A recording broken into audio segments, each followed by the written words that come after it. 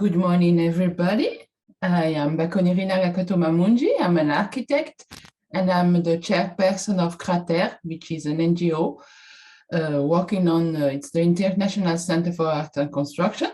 I would like, first of all, to thank the organizer for this very interesting and well-organized conference. We are very happy to have many of you in this panel. In this session, we will have a series of speedy presentation to launch a discussion on what do climate risks look like around the world and how climate change affects communities which are in the first front. We are going to ask ourselves, what are the effects of climate change on our environment, on our way of living, on our livelihood, on our cultural heritage? What are the effects of climate change on our economic, social, traditional organization? We are going also to ask ourselves, what are the effects of climate change on traditional knowledge, system, and crafts, and the effect on tourism, and how climate change is multiplying conflict. For this matter, I have the pleasure to introduce you Lorraine Finch. Lorraine Finch is going to speak about community engagement with climate and culture in an area of multiple deprivation. We are going to share the screen for Lorraine while I'm presenting her. Lorraine is an accredited conservator of archive photographs, films, and sound. She is the director of FFCP, which provides remote and on-site consultation, training opportunities, and mentoring to organizations to help them meet their sustainability goals. She has been tireless in her effort to preserve the environment and to fight of climate change. Lorraine is the director of trustee of the Institute of Conservation. Lorraine, the floor is yours. Thank you very much. Good morning, everyone. Lovely to see so many of you here today. Now, the place I'm talking to you about today is Great Yarmouth in Norfolk in the UK. Great Yarmouth is situated on a sandbar which extends into the North Sea, and it emerged from the North Sea just over 1,000 years ago. And the worst case scenarios for climate change with their predictions predict that Great Yarmouth will disappear beneath the waves by 2050. Now, Great Yarmouth is packed with cultural heritage. It was an important port and a centre for the fishing industry for many centuries. It has been influenced by and has influenced many cultures. First slide. Now, you can see on the first slide, this is a fisherman's almshouses, a 17th century fisherman's almshouses, and it shows the influence of other cultures with the Dutch gables.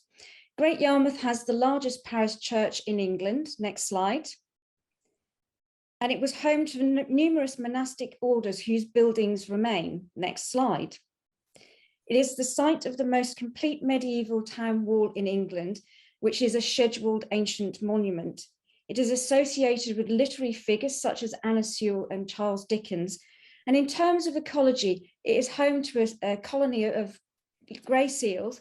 It has a colony of little terns and an SSSI, which is a site of special scientific interest, which contains endangered and unique species of flora and fauna, including a spider which is found nowhere else. Next slide, please. Now you can see from this slide just how low-lying Great Yarmouth is. On the right-hand side of the slide, you will see a wind farm, the wind turbines, which is situated out in the North Sea. On a sandbar called Scroby Sands, and on the left-hand side of the slide, you will see the town itself, the houses of the town. So you can see just how much threat that rising sea levels pose to Great Yarmouth and its cultural heritage and its ecology. Now, Great Yarmouth is an area of multiple deprivation. The index of multiple deprivation scores across the domains of income, employment, education, skills and training, health and disability, crime, barriers to housing, and living environment. Nelson Ward, where I live and work, scores as most deprived across all of these areas, except barriers to housing. This is the reality of living in Great Yarmouth. Next slide, please. Next slide, please. Next slide, please. Next slide, please. This is the Ravelin. This is part of the Scheduled Ancient Monument. This was an extension that was put on. It's about 500 years old. So the deprivation is a barrier to the community engaging with culture. Most people are focused on their day-to-day survival. That's how to keep warm, how to put food on the table, and how to keep a roof over their head. Now, Great Yarmouth is ethnically diverse. There is a mix of people from across the globe, including India, Eastern Europe, China, Bangladesh, Africa, and the Middle East. Many of these people have been displaced by war and climate change. As well as focusing on their day-to-day survival, these new communities are dealing with the effects of being displaced and being placed in a new situation with little or no support. There has been little or no support for the historic community to help them integrate with the new communities that are moving in. So with all of this, there's no surprise that there is little engagement with climate and culture in Great Yarmouth. And faced with all of these issues, how do we get to a place of peace?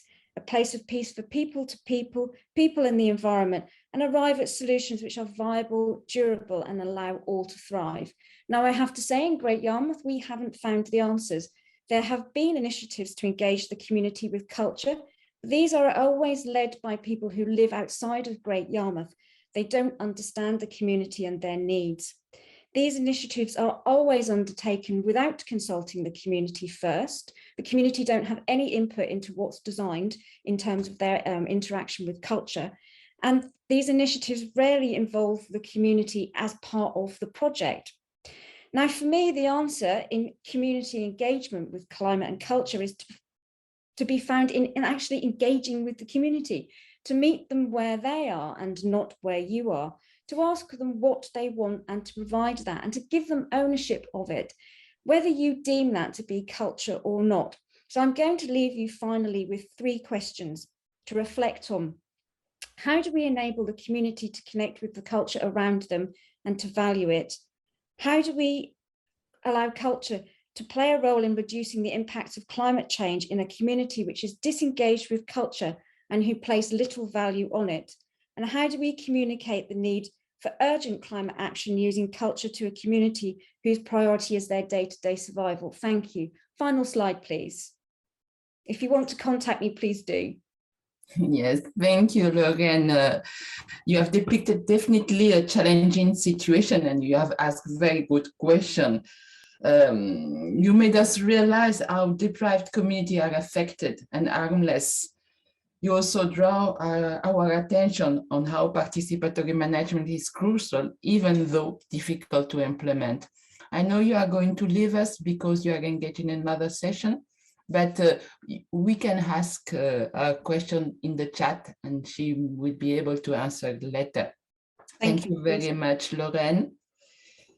We will have now 2 voice presentations on olive farming, intersection of culture and climate change in the occupied Palestinian territories. Anisha Patel, who is going to talk, is an architect and has completed her MA in the World Heritage Study. Anisha is currently pursuing an LLM in International Human Rights and Humanitarian Law from the European University of Viadrina, with a focus on application of international law in the occupied Palestinian territory. We also have Noor Abdelhamid, is an architect and an urban designer. She is currently working as an adjunct professor at the American University of Sharjah and pursuing her PhD in engineering system management with a focus on sustainable cities and community. Thank you, Anisha and Noor. You can start now. All right, good morning. In this presentation, both Anisha Patel and myself are interested in sharing our reflection on how the cultural practice of olive farming is affected by climate change and conflict in the occupied territories of Palestine. We would like to start with a quote from Ahed Eid, who is one of the local owners of olive farms in the village of Zeta. Ahed said, "My grandfather planted the olive tree and my father lived well because of it. I inherited it from my father and my children and I are benefiting from it." The significance of olive farming to Palestinians is closely tied to their cultural practices in everyday lives, its representation of a strong connection to the land, and its value as a key element of their heritage. Internationally, Palestine is known to be the land of olives and vines. This is recognized in the cultural landscape of southern Jerusalem, having the village of Betir inscribed on the UNESCO World Heritage List since 2014. It symbolizes an outstanding example of traditional land use, which is representative of many centuries of cultural and human interaction with the environment. Simultaneously, the village of Batir was also inscribed on the list of World Heritage Sites in danger. This was due to the landscape being vulnerable to socio-cultural and geopolitical transformations that could bring irreversible damage to the farms and isolate farmers from the fields they have cultivated for centuries. The second aspect that we're talking about today is conflict. There is a visible aspect of conflict that most people are familiar with, but there is structural violence that may not be visible, such as the restricted access to land or unequal distribution of resources and multiple fragmented power institutions. These also cause severe disruption in the traditional land use pattern. Lastly, we are looking at climate change very briefly because it has been discussed in detail over the last 2 days. Changes in the temperature, in the rainfall, and the humidity will be key effects of climate change that are experienced in the Eastern Mediterranean. And these will have an adverse impact on the olive farming systems as they are currently in practice. To look at all these elements together, we identified multiple models that were working to connect climate change and conflict. We thought that the model that CIPRI was using to connect climate change and conflict as pathways as opposed to direct cause-effect relationships was an effective way. For example, climate-related changes in the rainfall pattern would lead to food insecurity, increasing migration and causing stress in the receiving communities as larger number of people compete for the same resources. Looking at this as a base, our framework, sorry, next slide, yeah, okay. Our framework is a first draft of how the impacts of climate change and conflict can be understood as overlapping stressors that feed into each other and affect the cultural practice of olive farming in the occupied territories.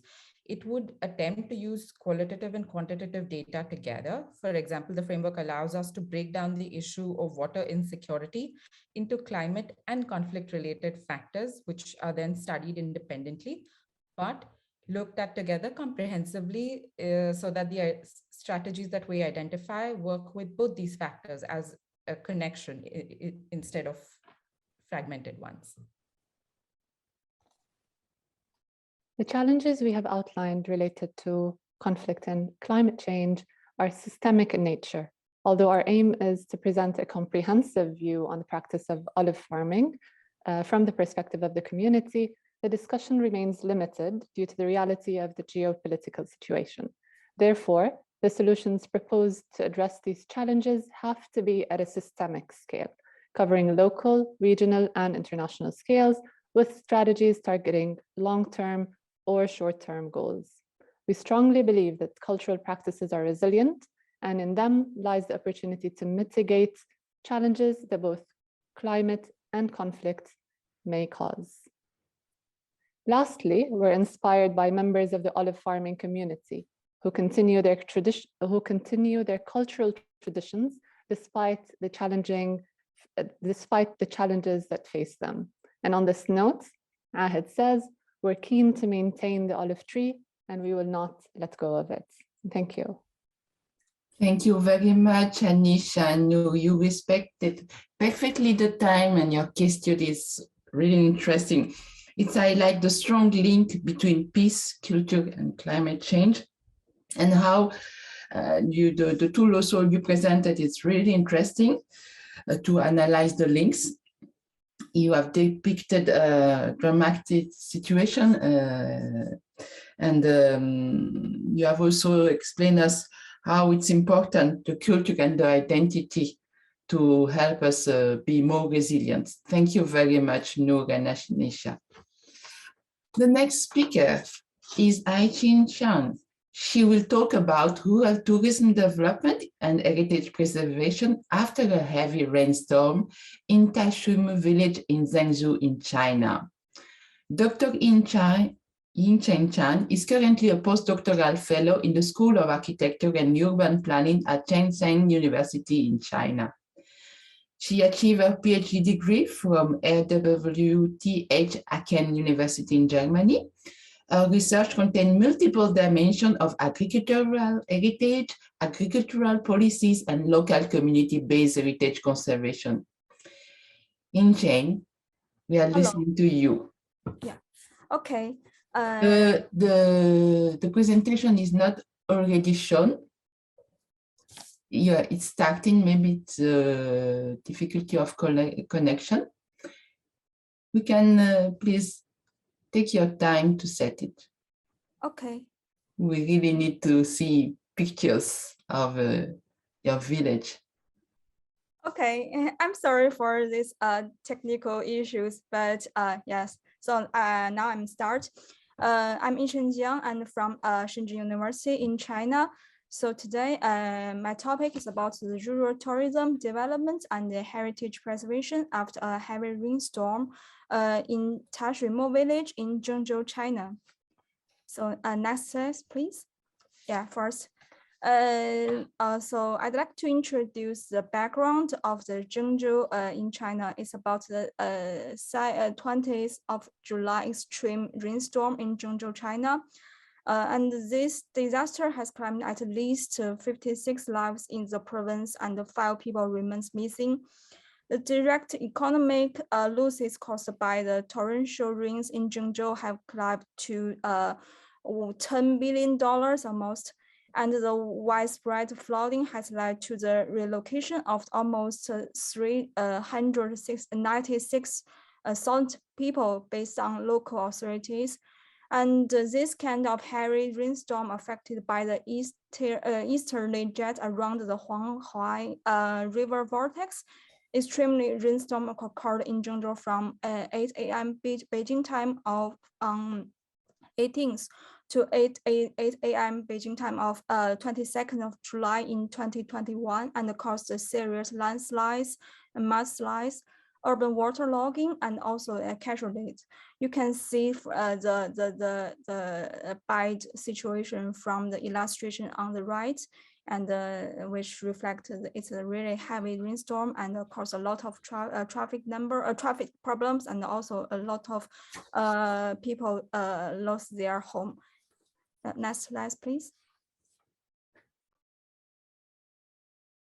Yes, so based on this situation, our research takes the Tashuimo village as an example, which is a situation in the surrounding of Zhengzhou, nearby the Zhengzhou city center. It's also near a famous temple, so the Buddhism background is it has a Buddhism background, and also plenty of historical elements exist there even without any recognition through the authorities of the government. It's about the honeysuckle farms with a long cultivated history, the old dwellings in the forms of caves. You can see in the below this illustration reflect a normal house in the village, and as well as the traditional background advocating Buddhism. So you can see the location of this village. The next slide, please. And unfortunately, the Tashuimo village continues to suffer from the heavy rainstorm. The entire region experienced a rare and continuous heavy precipitation weather. A number of buildings and fences collapsed in the study area, and most of the farmlands was destroyed. Yes, like the 4 images in this slides.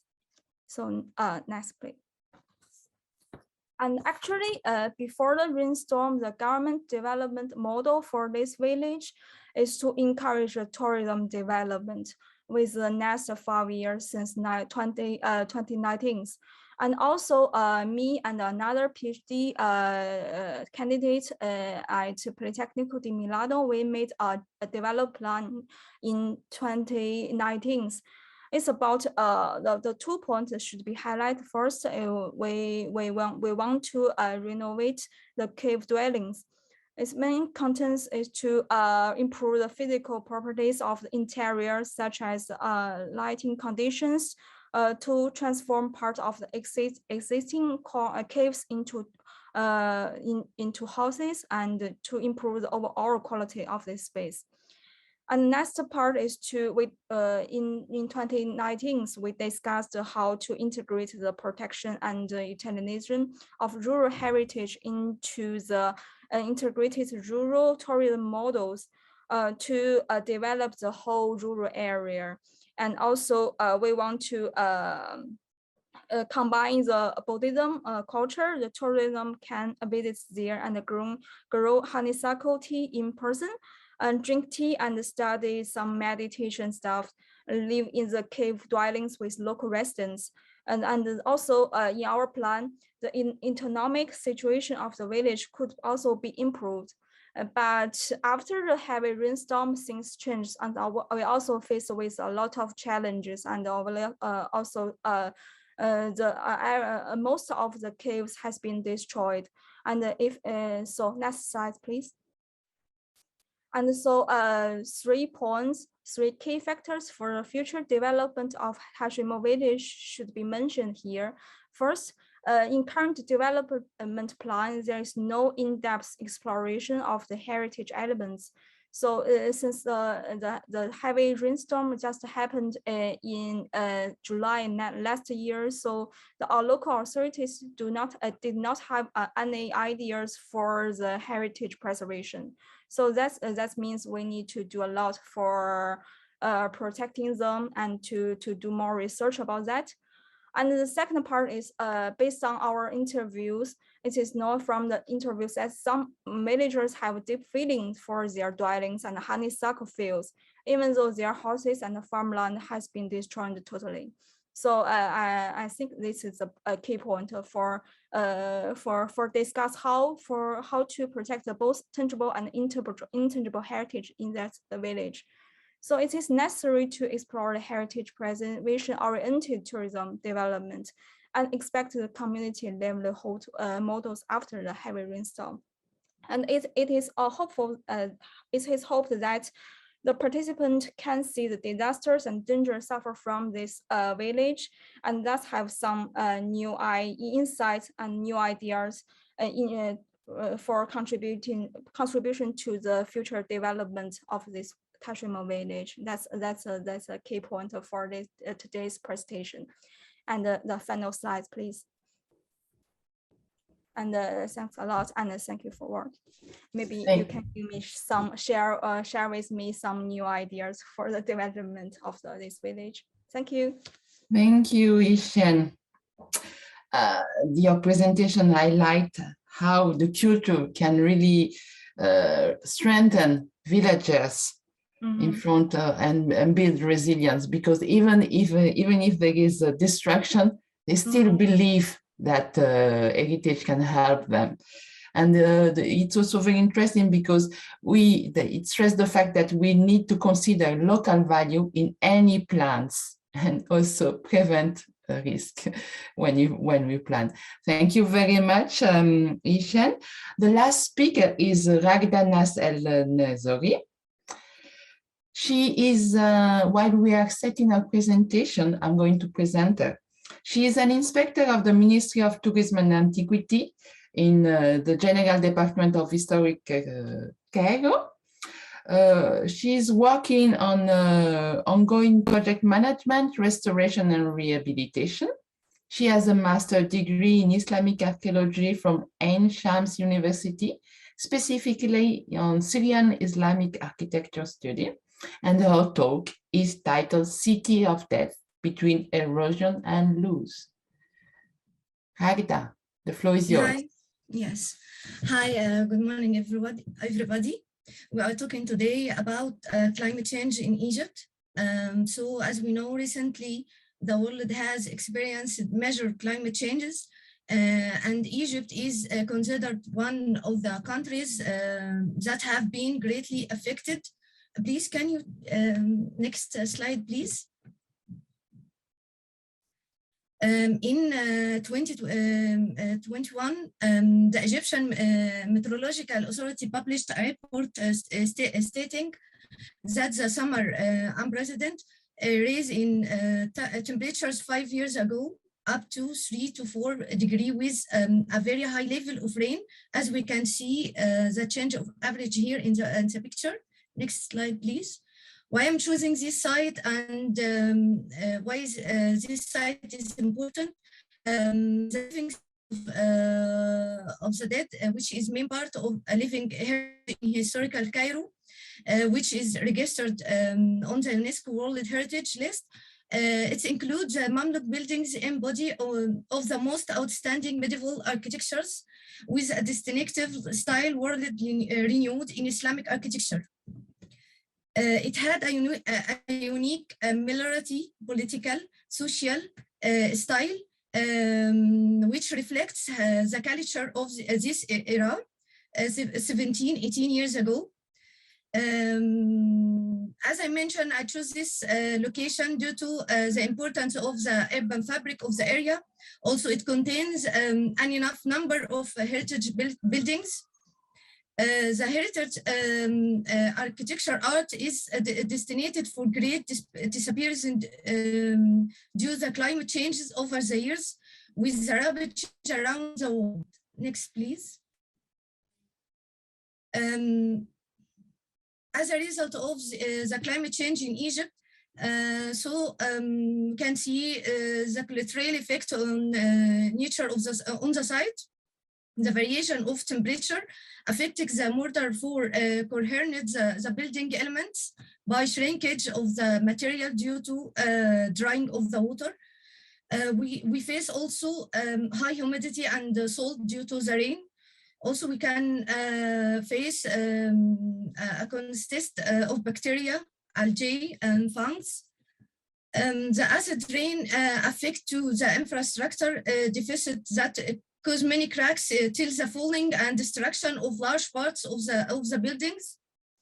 Also, the wind erosion, which makes a lot of deterioration by scrapping and scratching the stones.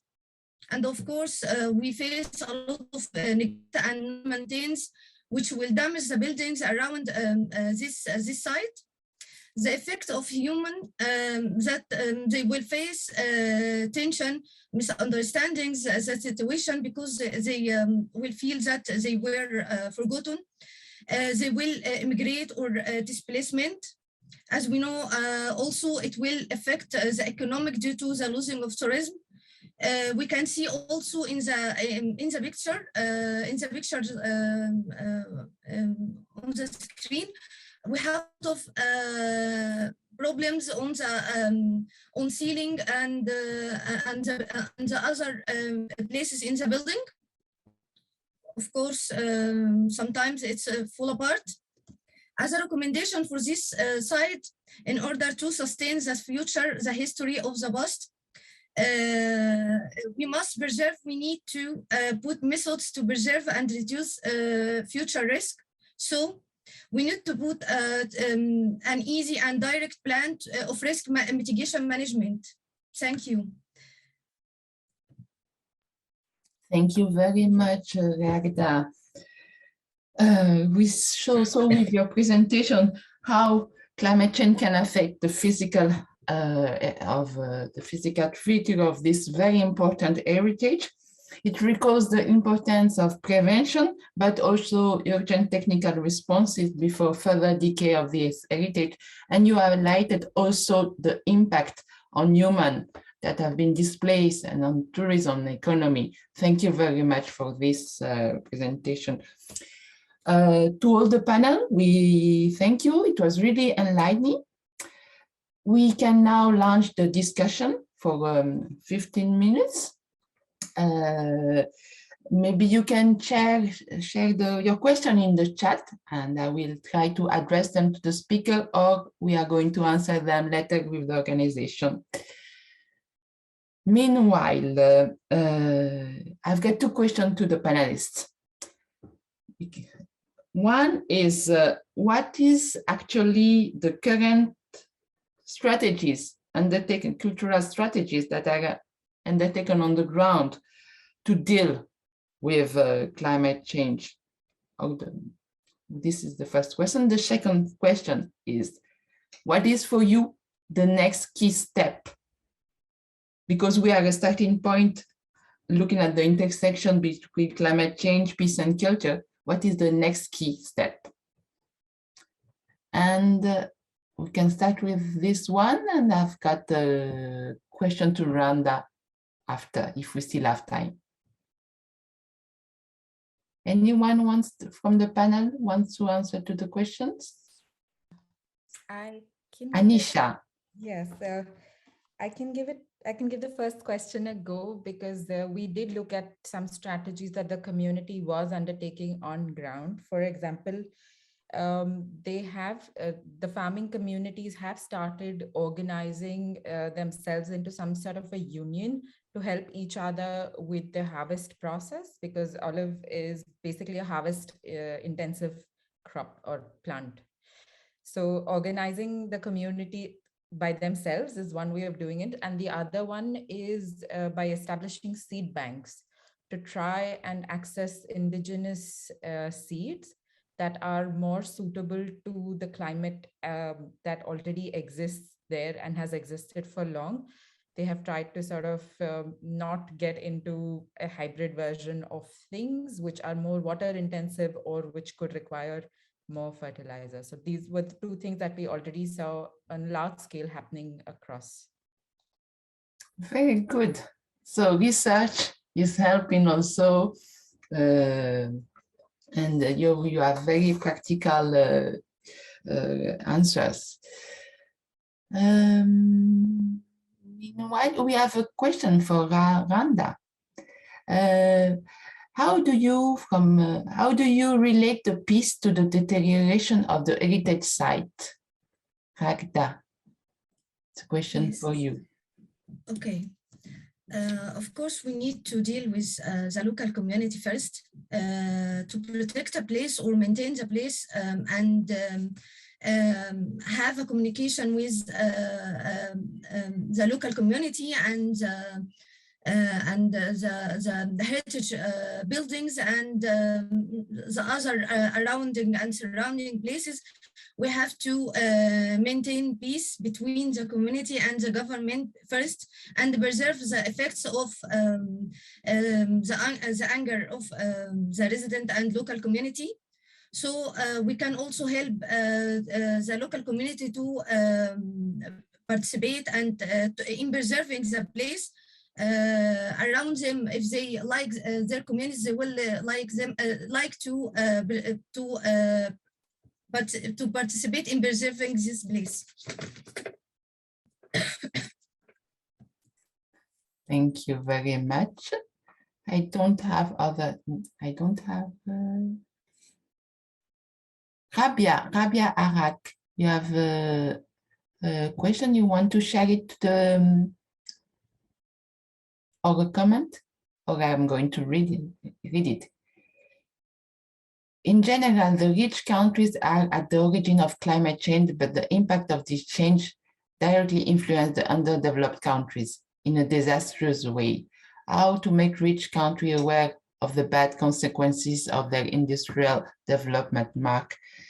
Yes, very good point. I think that this kind of conference open to a wide range of people, more than 1,000 people inscribed, can make us be aware of what is happening all over the world. And also what we can say is that, yes, we can see that the effect is mostly on underdeveloped countries, but also, as we have seen in the UK case study, is not only for the underdeveloped countries, it's the effect for all of us, and we have to be concerned of it.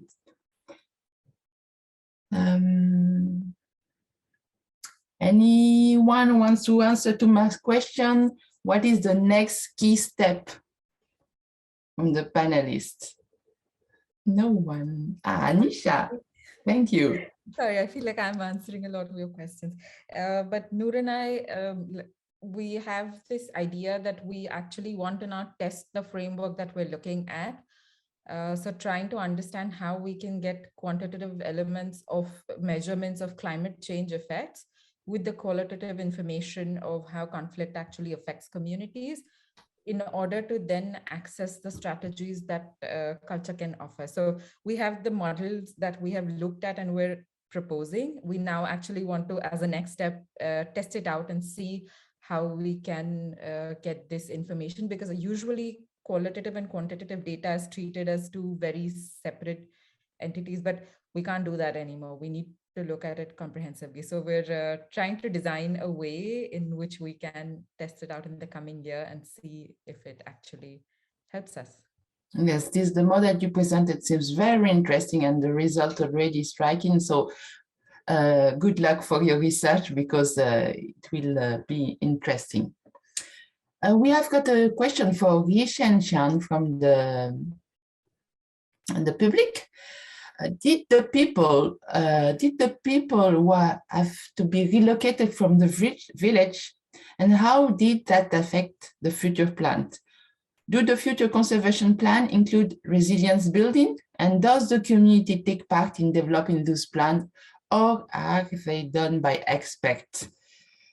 So about people displacement and participatory management, Yichen, we are listening to you. Okay, thank you for your question.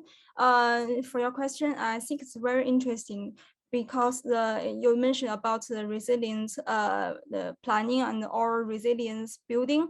So that's a point for our future development. But now, since it just happened in July last year, so now the local authorities just made some strategies for example, they still focus on the financial subsidies and the proper rehousing of villagers, and to make sure that some villagers can still leave their house, or just they want to remove to another village.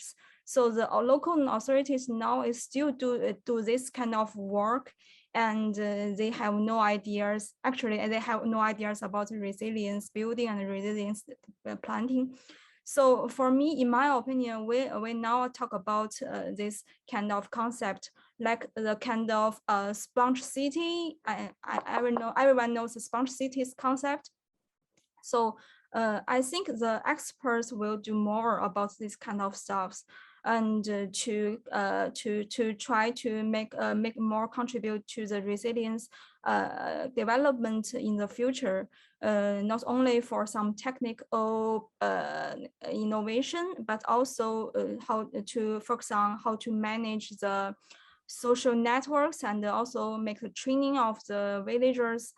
And also, but in my opinion, and the future planning for this village is still about the tourism development, because it's a good way to to increase the villagers' incomes. And also we want to make a lot of research, and also I think the local authorities want to make more contribution to the kind of win-win situation, which means to combine the heritage preservation and the post-disaster management, and then maybe the village will be more attractive after some development of this kind of thing. That's my answer. Thank you very much, Yichen. Thank you for your answer. We have got in the chat some comment from Fares at OYT. What is the role of international organizations to help poor countries that lose their heritage due to climate change? Why there are no effective programs to change the current bad reality? Yes, definitely. You can right. We hope that this kind of conference of all the organization, including international organization included, can listen to the recommendation and the findings of this conference, and take on board plans for change. Okay. I I wanted to thank the panelists. It was really, really interesting. First of all, diverse from different areas of the world. It was also gender-sensitive voice. It was also about speakers that have listened to community and to people and tried to bring the voice of the community to this conference. I think it's very important because from all what I've listened, yes, the climate change have a lot of different effects. It affects, it has natural forms, but it also increase risk of disaster. It affects physical features. It affects our environment. It affects our way of living. It affects our heritage, our economy, our organization. It's really striking how impactful it is. But one response that I've listened in all your presentation is that one response is it's peace, but it's people. You have said in all your presentation that the way we can improve the situation is listen to the community and take them into account so that we can, because the answer is in their hand for resilience. So thank you very much to all of you, to all the 66 persons that have participated. I'm going now to give the floor to Mona Chakraborty and to our colleague Anthony Risk to present a multimedia session that is in line with this session. Thank you very much for listening and participating. Thank you, panelists. Thank you for the very well-organized conference. Mohona. Thank you so much for flawlessly moderating this session. And I thank all the speakers for sharing your amazing work. So we will end this session with a very interesting presentation. It's called Wading the Murky Waters of Climate Change in the Subcontinent, a study into climatic systems, cultural mobilization, tangible heritage, and adaptability in the province of Sindh, Pakistan, by Mr. Arsum Anshari. Arsum is an engineer at the Endowment Fund Trust for the Preservation of the Heritage of Sindh, and I would like to now invite Mr. Anshari to share his remarkable work. Over to you. Hello, am I audible? Yes, perfectly clear. Hi guys, so I am Arsum Anshari and I am a heritage conservationist, right? I'm a civil engineer basically, but I'm into heritage, I deal with heritage specifically. So I made this presentation, but as the premises were like 7 minutes, so I had to cram everything into it. I'm actually trying something new here. The video is on my phone and I'm trying to share the screen through the laptop. Am I audible though? Yes, we can hear you. All right, thank you so much. I wouldn't want to be talking to myself. All right. So the topic was a little too big for the 7 minutes, right? Wading the murky waters. I'm so sorry to interrupt. Do you want to press the presenter view so we can see your full slide? I have to press the. Just have to press the presenter view below in the bottom panel. You'll see there is a here. If you can see my annotate. Right. No, it's not there. This is something else. Oh. All right. So, is there a problem with the presentation? No, if you're comfortable, go ahead. Don't worry. Of course. I'm as I said, the video is from my phone, and I'm presenting on the laptop as my. Okay, moving on. So I changed the name to Taming the Hydra Indica, or the Hydra of India. Hydra, from the Greek myths, is actually a many-headed serpent, and Indica means of India. We'll get to it.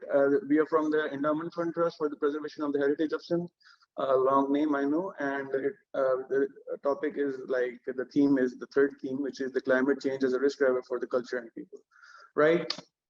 Moving on. So the contents of the presentation is basically an introduction to glacial river systems, maps of rivers and men. The climate is a changing, and après moi le deluge. I'm sorry, excuse my French, as you could see, as you could tell, I'm not French, but this actually pretty much fits. The next is the when the levee breaks. Knowing is half the flooding, the heart of flood preparedness and takeouts, right? At least the references. So introduction to glacier-fed river systems. I mean, we could go on this, and you know, I would not want to do the literature part of this.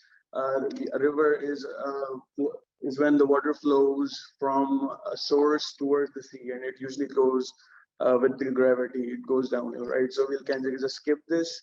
And now the other part, the more interesting part of the presentation. It's actually maps of rivers and men. This is, we are here. Can you see the pointer, the present day? Okay, you can't see the present pointer, right? I guess that was the problem. All right, so if you could see, we have the map of Asia by Herman Moll. And the pointer is that this is the river we are talking about, right? It's from 1715, so I could have used a modern map, but this looks way cooler.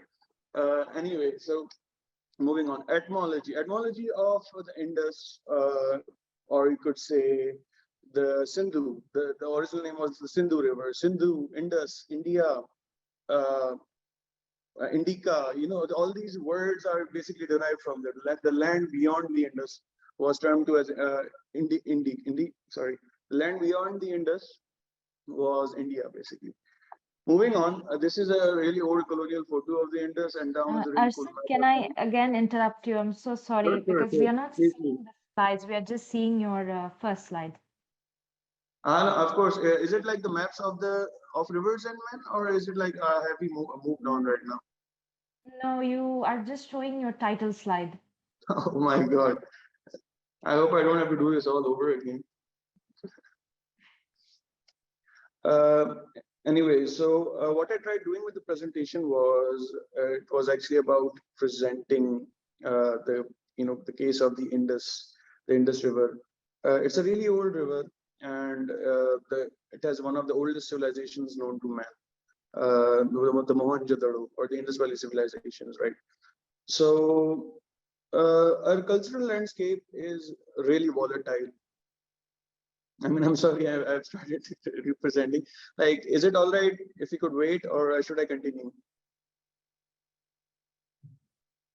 Did you send over the slide? It's loading. It's loading. Okay. Mm-hmm. All right. So I was at the maps, right? We are at the maps of the Sindh, right? So I will just give a quick recap. This was about, the content of the presentation was an introduction to the glacial river systems. It was about maps. The climate is a changing. This is a Bob Dylan reference. Après moi le deluge. After me the flood, of course, when the levee breaks. And knowing is half the flooding, the art of flood preparedness, takeouts, and references. This was actually a cool thing when I was about to say that there is no need to read literature because we have maps. Yay. So moving on.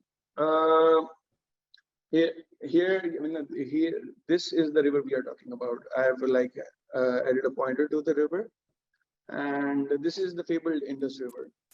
Now, at the Indus on its own is where the term India comes from, where it's basically from Sindhu, the Sindhu River. It's a huge, etymologically, it's a huge, trace back, so we're not going to dwell into it. Moving on, all right, so this is a really pretty map I found.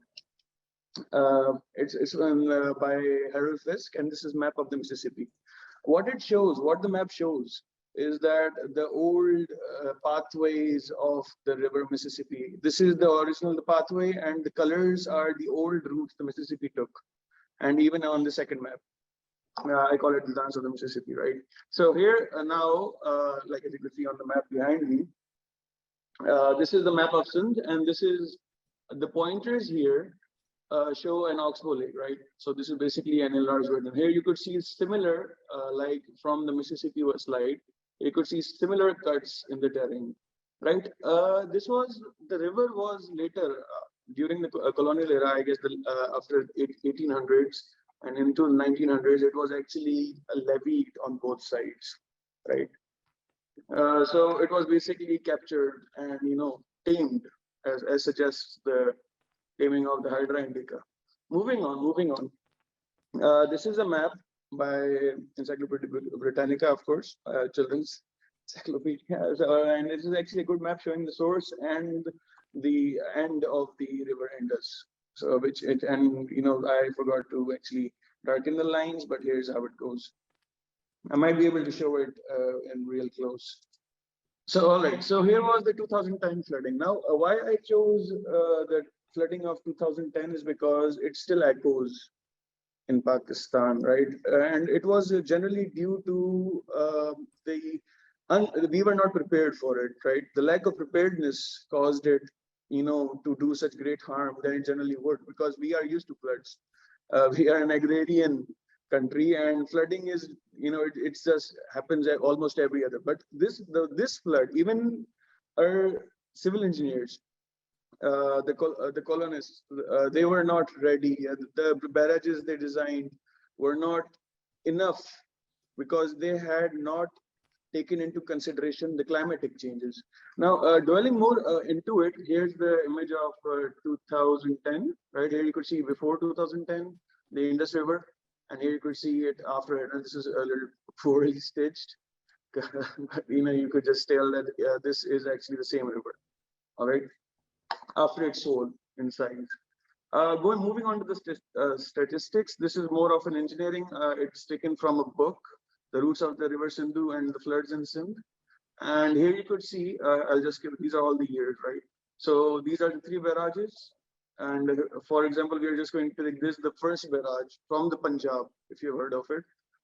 This is the first barrage, and as you could see, these are 1.14 million cusecs of water, which actually translates to, not translates to, but you could call it cubic feet per second. A cubic feet of water, it passes through a barrage in a second, and we are talking in a million here, right? Moving on. Then the climate is changing, of course.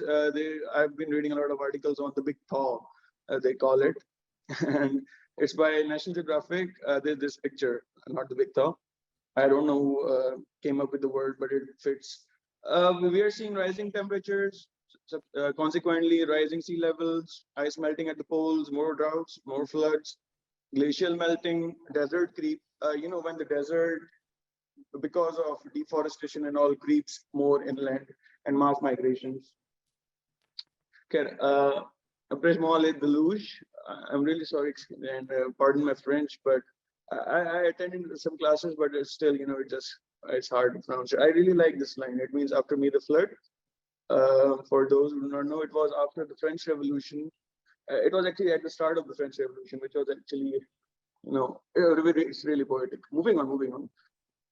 These are the maps of the Pakistan. Of course, you could see this dinosaur-like landform. And at the neck of it, you could see the red color. This is actually where the most monsoon rainfall happens. Now, what is the monsoon? The listeners from India, Bangladesh, and Pakistan, I think, would be well acquainted with the monsoon, right? It's a wind that brings rain inland from the Indian Ocean, a main feature of the Indian summer. And as you could see, the most affected areas were along the Indus, and they were, the rain occurred on the northern side, and these were the areas which were affected. Of course, these are taken from different sources. Moving on. When the levee breaks. This is also a song reference, but let's not get into it because I guess it's already a little too late. So these are the photos that I took from a magazine. These are like you could see the aesthetic, the magazine aesthetic. And these are, because 2010 was such a long time ago, even, yeah, it is, I couldn't even remember. Maybe I could not even spell heritage during that time. Moving on. So these are the facts. And I need you guys to pay attention to this photo here and this barrage. This is the barrage, the first barrage, which had to withhold 1.14 million cusecs of water. All right. So here's me crossing the Indus when I heard of this conference, and this is the 7th of January 2022, and you could see this is massive. Right, I was on the bridge. This is me. For who wants to know, this was, and here you could see the levee. A levee is an artificial wall. It's an embankment on the river. So it stops the water from going more inland. And that's one of the biggest mistakes we've ever made, you know, encroaching natural territory, lands of the rivers. These two images would tell, you know, this is the levee. Hang on. Oh, all right. This is the levee, right? And these are the, you know, failures, levee failures. And here you could see that if in case of a breakage, hydraulic geotechnical uncertainties and the beach size, the levee effect or the levee paradox is actually more of a, it's basically ironic. It's really ironic. It says that higher the levee, the safer the settlement would lead to more development on the riverbanks. More development on the riverbanks would mean more potential damage should the levee break. And I've read a research paper on Bangladesh, the levee effect in Bangladesh, and I've, you know, so basically this is actually a pretty viable thing, the levee effect. Moving on. All right. So about Sindh, during one of my research, I was looking at some colonial era photographs, and I saw this one particular fort. I work on the forts of Sindh, right? So this one particular fort was, you know, I have never seen it. I have never heard of it. And it actually, you know, drew me, you know, into a search where I went into the province and tried finding the fort. But the thing was, the Indus swept it away.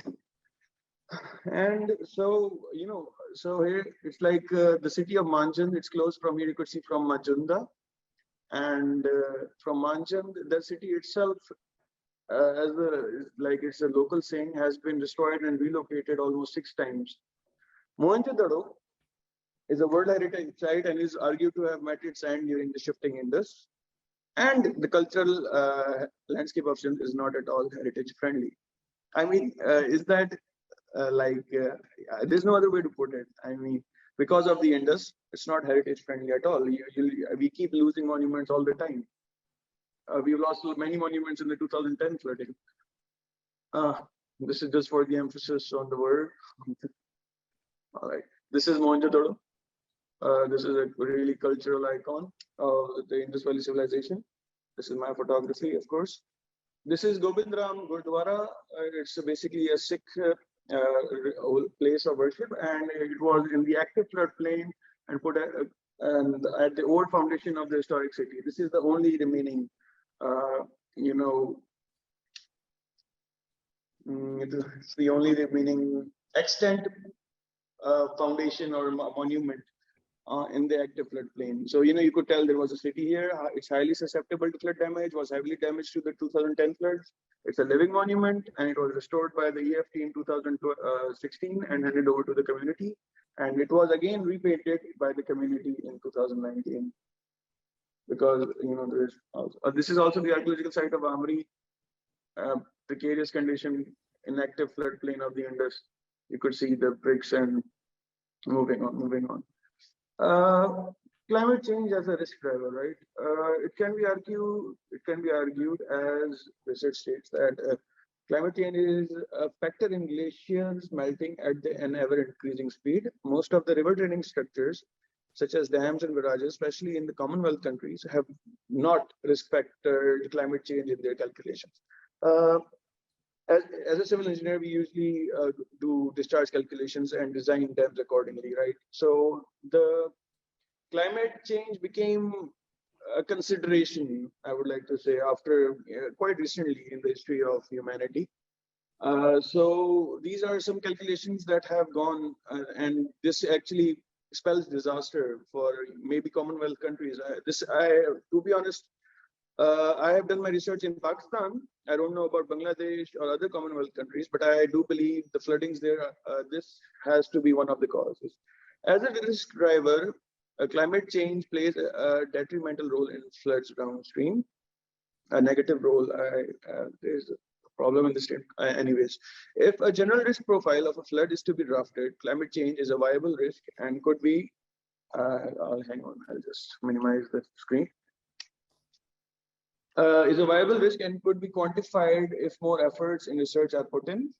The Indus River flooding have been known to cause damage to tangible heritage such as cultural monuments and archaeological sites. Climate change will surely affect the once volatile cultural landscape of the Indus and Sindh. Although floods are an act of God risk in risk management, and that it's termed as an act of God risk. Like every other risk can be at least mitigated, if not contained or avoided completely. An emphasis on meteorological studies should be given, and outdated disaster risk management plans have to be revised, especially in countries such as Pakistan or developing countries where there are no, I'll be surprised if we even have disaster management plans. All right, knowing is half the flooding, the art of flood preparedness is from Sun Tzu. Knowing is half the battle, and from his book Magnum Opus, The Art of War. Moving on, meteorological studies and forecast, reconnaissance studies, slope analysis, glacier mapping. Anticipation is the first line of defense. Being unprepared is better than being unaware, although I would not recommend being unprepared as well. Manning the levees, embankment raising, these were some measures we took in 2010, right? So in 2010, we had like the embankments were rose, there was stone pitching, the groins, there were makeshift groins and spurs, and there was breach watch, and there was planking. Like there's one other thing I would not recommend, it's bunkering in, like sandbags. People actually use sandbags around villages, and that was something really unique, and it was something I would not recommend, but it worked. So, as they say, if it works, it's brilliant. There were flood sirens, evacuations, foreign hands, bracing the charts, stocking up on medicinal rations. Moving on. All right, the takeout. The floods of 2010 were one of the worst to hit Sindh. The effects of the floods still reverberate, or would it be resonate? Reverberate in the society 11 years later. The glaciers are melting at a higher rate than ever. Climate change is being linked to an increase in the magnitude of the monsoon rain systems. Colonial river works and construction practices that do not integrate climate change in their safety factors and calculations are more susceptible to failure than modern structures. All right. Unpreparedness was among the key reasons for the magnitude of the damages. It was a textbook levee effect. One lesson we learned was to not encroach riverlands, the needs for more elaborate disaster risk reduction and management plans, and a revised risk assessment.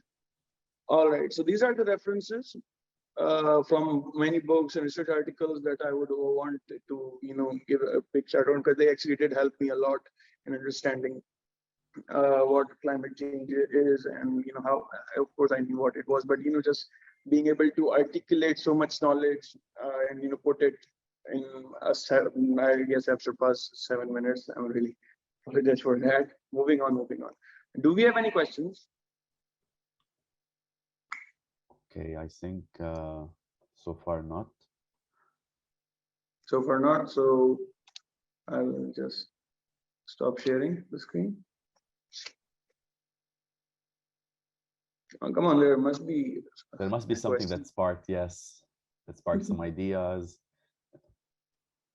I mean, this was more of a civil engineering approach, and I know it might be a little too difficult for architects or archaeologists and people who work in heritage. And yes. I think Miss Bakoni, yes, is trying to. I think it's very important, the work that you do and all the study that you do, because we said earlier that we need to send this important information to decision maker to make things move, and data like the one you showed us, the effects and how huge it is. It's very important to go ahead with our ideas to make the change, because in the first session we have talked about people doing things and the need to listen to people, but we also need data, information, scientific research like you to support the discussion. So we really thank you for your presentation. Thank you and your work. Thank you so much for the opportunity. Thank you so much. And it was a pleasure. All right. Thank you so much. So with the presentation, we end this session. I would request everyone in this panel to kindly join our next session called Culture, Climate and Drivers of Conflict. We will put the link in the chat and see you there. Thank you so much.